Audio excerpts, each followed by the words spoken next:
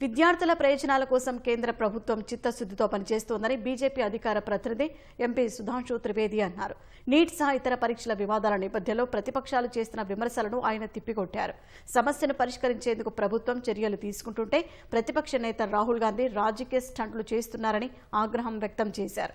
పార్లమెంటులో చర్చకు ప్రభుత్వం సిద్ధంగా ఉన్నా రాహుల్ గాంధీ ఎందుకు ముఖం చాటేస్తున్నారో సమాధానం చెప్పాలని డిమాండ్ చేశారు.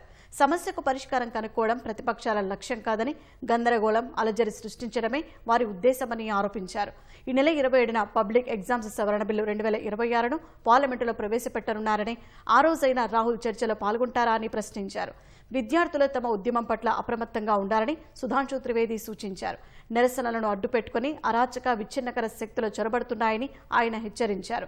అధికార దాహంతో కొన్ని పార్టీలు తమ స్వార్థ రాజకీయ ప్రయోజనాలను నెరవేర్చుకోవడం కోసం విద్యార్థుల ఉద్యమాన్ని ఒక పావుగా వాడుకుంటున్నాయని ఆయన ఆరోపించారు.